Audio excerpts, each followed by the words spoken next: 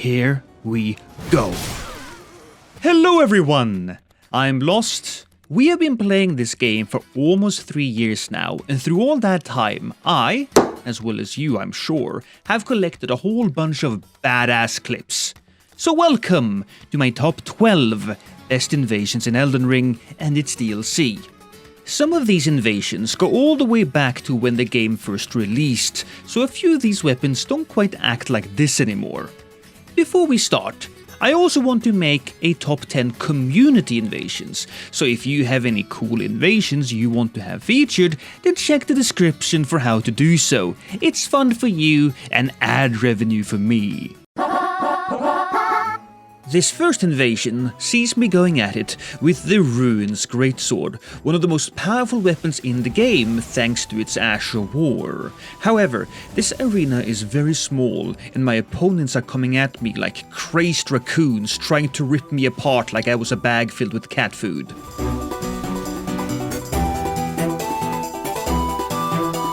I make a tactical mistake here, rolling into the corner, so I get desperate. One Azure War, and then another? I didn't have enough juice in me to actually get the Azure War out, but in the end, it didn't actually matter. Number 11. This one gets weird. At first it seems like I have bit over more than I can chew since I'm running away from the mob. I do have Dragon Rot Breath though, but when it turns out that doesn't do anything, I pull out my Blasphemous Blade and get ready to do an Azure War.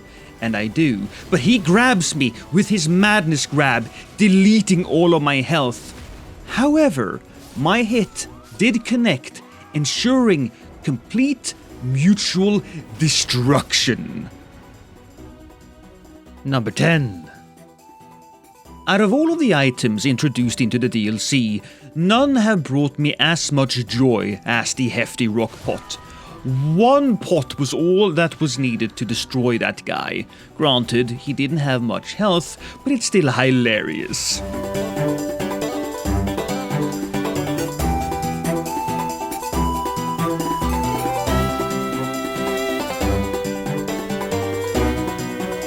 Pot after pot after pot. 9 pots and 2 dead phantoms. And I finish off the last one with a few hits. That was fantastic. Number 9. For this invasion, I decided to make an artillery unit my spirit animal.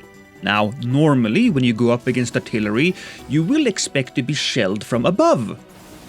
But just because I'm below does not mean I can't do a lot of damage, so 1 charge attack, 2 charge attack is all that is needed to end the phantom and give us access to the host. 1 hammer blow and a little bit of aggression is all that is needed to put down the host. This was one of my very first invasions as a mage, and it really showed me the power of magic. Number 8. Speaking of early invasions, this guy is called Bloodhound Step, and I invaded him back in the day when Bloodhound Step was so powerful you could just spam the button and then you would be practically invincible. That being said, despite his rather aggressive use of the Azure War, his trades doesn't really work out for him and I get in some really good hits.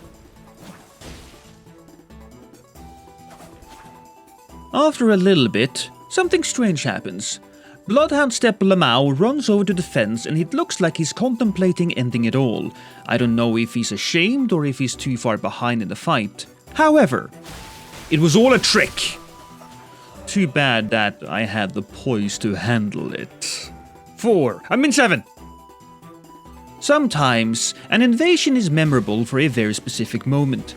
In this case, I was going after these guys, but they get a good hit in on me and I end up being a little desperate. So I roll down and swoosh! I cut him while falling. It just makes me look like such a badass.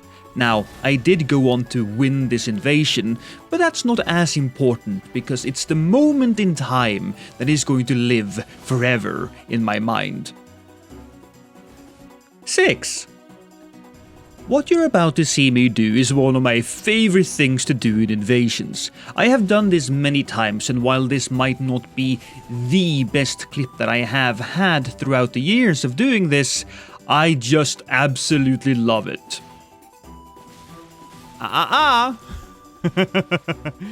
Do you have a friend with you? Also, now you can't heal. Ooh. We don't want to murder you quite like that, though.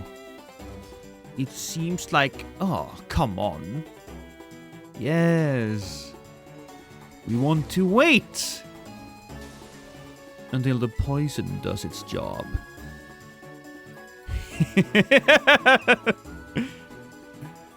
Oh. Oh, this is fine.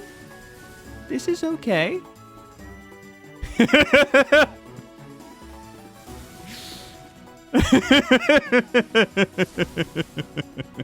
You should have spammed that a little harder. Number 5. What the fuck? Am I inside of... Game? Game? As good a game as Elden Ring is, it certainly has its issues. One of those are terrible spawns for invaders. Now, normally that just means that you are spawned far away from your opponent. But in this case, I'm not just spawned far away, I was spawned inside of the mountain. You might not be able to see it, but I am currently hitting the inside of this rock. Now I thought, why not just show this to my opponents? But they decided this was a good opportunity to take advantage of. I can't really blame them, I would do that myself. But let me show you how that turned out. I know I can just get out of here, right? I know, that is a possibility, but... Isn't it just much better to win from this position, huh?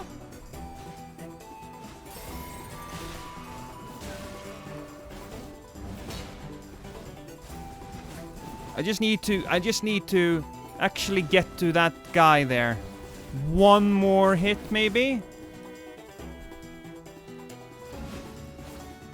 Oh, they can't see me there.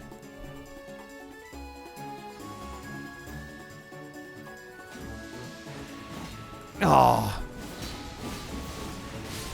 Yes!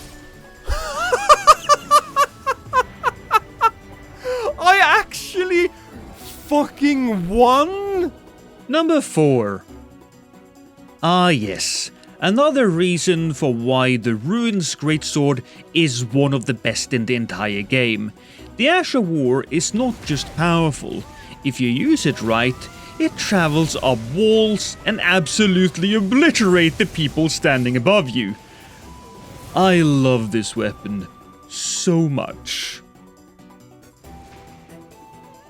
Number 3. I've always loved invading the different rises in the lands between. I love the architecture, I love the battlefield. Right now you can see me looking for him, and I can't find him. That's because he was hiding from me, setting up this sneaky little ambush. I try my best to get to him, but he's on the other side of that wall, and he keeps pelting me with his blood magic. Luckily, I found a nice little corner where I can wait him out, and now I want my revenge.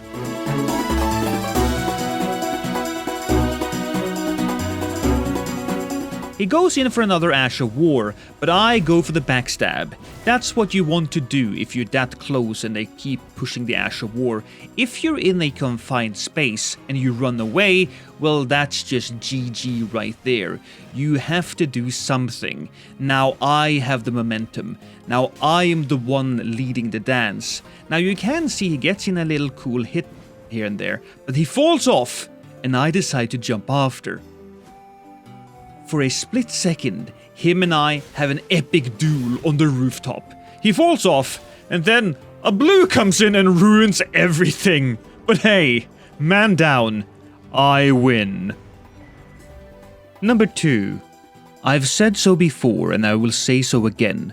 One of the most underestimated weapons or items in Elden Ring is the Spritestone. It scales really well with Arcane and also Faith and Magic. It is slow but it lasts for a while, and the tracking is impeccable, leading to moments like these. You think he'll notice? Uh-oh.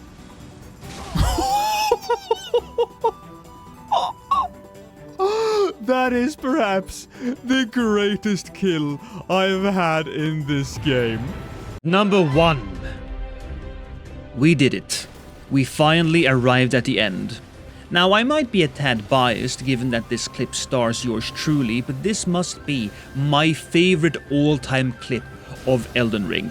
This was back in the day when certain items were overpowered. I'm desperately trying to fight off this gank, and boom! Boom. Boom. There are several elements that come together to create this magnificent moment. The battle against skilled opponents, the fact that I'm about to die, the fact that I get all of them in a very small area, the fact that I kill all of them, and the fact that I do an amazing amount of damage. I will never forget this. Thank you so much to everyone for watching. If you want to be a part of the Community Invasions video, all you have to do is upload a video to YouTube, make it public or unlisted, and then send it to me on the email that I have provided down in the description. Also, a short explanation on what the clip is all about would be appreciated. And please, no overly long invasions. Your 5-minute long gank fight might be really intense, but it's a bit too much to put in a video. Also, avoid adding any music. If you already have a clip uploaded and you want to send it in, that's fine, and if there's music there, I will work around it, but make it easy for me, yeah? Please? Anyways, thank you so much again. Kisses.